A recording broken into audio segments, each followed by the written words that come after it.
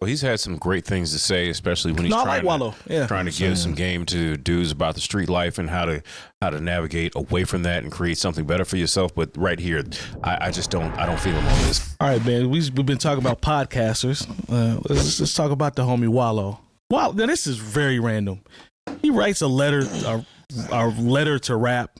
I don't know if I agree with some of the statements in this here letter that he wrote, but I'll read some of this and see what you gentlemen think. Okay. So in his letter to the rap game, he says the landscape of the rap industry is undergoing a remarkable transformation, and it's becoming increasingly evident that today's fans have become more discerning and sophisticated in their tastes. Yet it's intriguing to observe that many artists' teams have yet to catch up with this evolving dynamic. The era of relying solely on flashy jewelry, ostentatious fashion choices, references to drugs, and flaunting firearms to capture attention is fading into obscurity.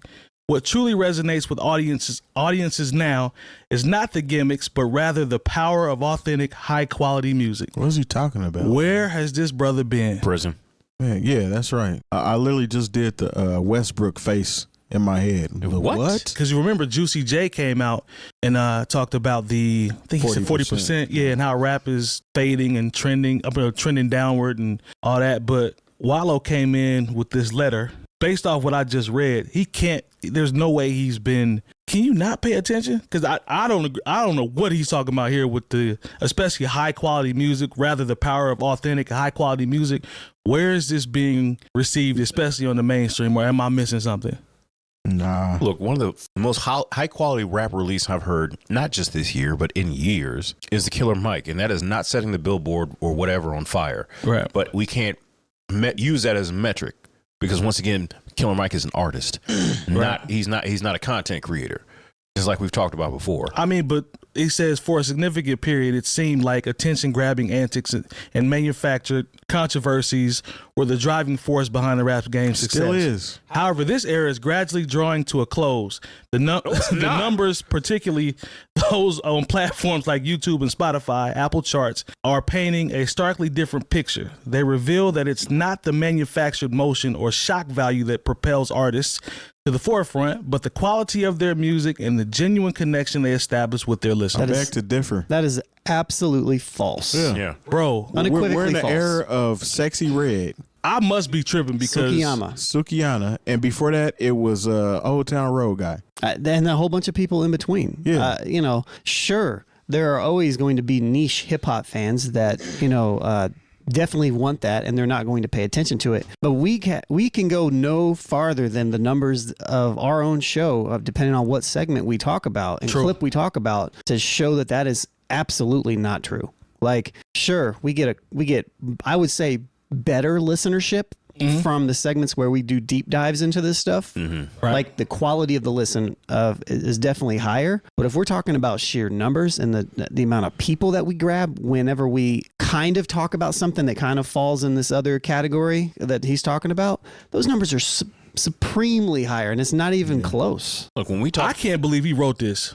When I look at the numbers of what the segment did when we just talked about the Megan and Tory thing, Yeah, and you compared to when we talked about Killer Mike. Yeah. or Little Brother ever. Yeah. Or anybody underground close. ever. Like, yeah. Not even close. Yeah, I don't know what he's talking about, man. Like, I was more interested, when I saw the thing with Juicy J, when he said, oh, the numbers are down 40%. Like, okay. That's why the numbers are down, because the quality isn't there. The quality's not there. People aren't even, they're like, they're doing one take and being like, all right, next. It doesn't matter. We just got to get these numbers up so we can put out these verses and get our streaming together. So why is this? My question is also, this is starting to pop up. Ebro was talking about, y'all get ready for a shift. Remember we were talking about the Afro beats. Right. But at the same time, you see Burna Boy's record, what the numbers? I did not see. It didn't set the world on fire. Like, it's just crazy because the numbers didn't set the world on fire, but like, he can sell out a stadium. Yeah, he can. So there's a disconnect from even what people are streaming to what people will pay money to go see. Yeah. I'm just tripping on this analysis because, like I said, there has to be something. He's getting cosigns in there. Like, Problem is in there cosigning him, saying that he agrees. Ebro is saying the same thing. They agreeing with Wallo? Yeah, they're clapping their hands. D1 Music is saying the same one. And these are all, I'm sorry, I don't see it. I don't either. Maybe it's on their side maybe, but as far as quality, I'm not seeing that. Look, I'm an old man that's still in the club. And I'm looking for it. Yeah. You know what I mean? Thank you. You know, and like I said, like, shout out to Wallo and Ebro, but at 1:30 in the morning on Saturday morning, they're probably at home asleep. Like, where I should be if I wasn't getting money. I heard that. I usually agree with Wallo. Well, Me maybe. too. Shouts to Overwhelming Slice in the chat. Said, I think he's speaking to the fact that rap is losing popularity. Yeah. Well, Is it's because the quality is not good. Or it's like people are willing to buy into the visual and the social media aspect. Like, is anybody like, okay, Ice Spice, it works on a certain level, and like, okay, she got a Dunkin' Donuts deal. Good for her. I'm glad to see people come up like that. But is anybody like really like, man, can't wait for that Ice Spice album to drop? But how am I supposed to? You know what I'm saying? Not like, think about when we, you know, it didn't matter when I remember going to, once again, I'm a new old head, so I'm gonna take you back. I remember going to the record store every week, like, y'all got that Snoop Dogg album? Y'all got Doggy Style? They'd be like, try again next week, because this is when things were a lot more, you know, just fluid as far as when you might actually get an album. You know, like all these people who are out now, nobody's like, oh, I can't wait for that album to hit. Yo, when that album is going to be a problem. No, it's not, because what it the is album now. never is a problem. It's always a couple songs. Yeah. And I think one of the problems is people need to actually get back to manufacturing whole albums. Like, put together a body of work that somebody can really sit down and enjoy, versus putting out a song or two that may get popular or heard on the radio, or somebody may make a TikTok dance out of it. If people would focus on the artistry of actually making this music right and making it sound good and quality control, then things would probably be different. But you can maintain your fame right now by not putting out an entire body of work. Once again, we talked about Cardi B before. She hasn't put out an album in 5 years, but her fame hasn't waned, despite the fact that, like, that song that she put out with Megan Thee Stallion was dead on arrival. Yeah, here's the interesting thing about this statement is I agree with what he's saying about the landscape changing in the way that it's not the same as it used to be as far as the types of gimmicks. But as far as gimmicks are concerned, gimmicks are still super huge. It's just kind of changed, and it's all based around, it just happens really fast now, and I think the gimmicks are changing is all. It's content creation and social media. Yeah, I mean, but the gimmicks are still there. They're still super prevalent, you know, and I wish it wasn't the case, but I don't know. To me, I don't think this is true at all. As I read it, sometimes you read things, context is important. I'm trying to make sure I'm not missing something, because... And I mean, some of the stuff he's saying is true. No, I'm not. I feel you, but what I'm saying is, as I read this, it's not that hard for me to... I don't think I'm missing anything. He's saying...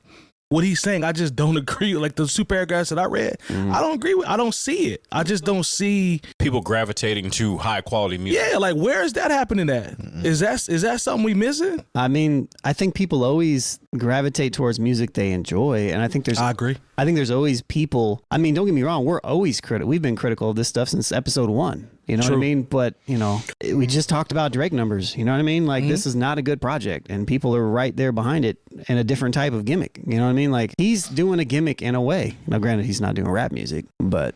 that's what they call it. You know what I mean? But he said, in this transformed landscape, the practice of paying for a feature for a more established artist is no longer guaranteed success.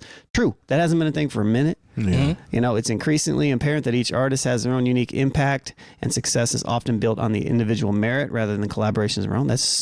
Sure, that's true. I like that. This shift underscores the importance of hoping one's craft, producing compelling and resonant music, and cultivating a genuine fan base. None of that is not true, but none of that also does not mean that at the same time you can't garner a real fan base outside of music. Like, people are becoming popular outside of music and then also doing music. And those are the people that are popular right now. It's not, you know, the people that are like, it is different, but it's like we have, like you said, it's content creators. We have content creators that are becoming famous, and then they also do music too. I just don't see it. He's just wrong. He's just wrong on this. He might be wrong. I think he's wrong. I know there's a lot of people that are agreeing with him, and I agree with a lot of the sentiments, but in general, I don't see it. And I pay attention to this stuff. I would love to, like you said, I would love to, but I gotta. I wish I saw. Be a big no for me. I wish I saw this respectfully high quality hip hop that's coming through, but I some of this stuff is barely even mixed correctly. You know what I'm saying? Some of these people I can just tell. Okay, it's like, okay, one take, let's move on. Yeah, because we got to do 25 songs so we can get our streaming numbers together.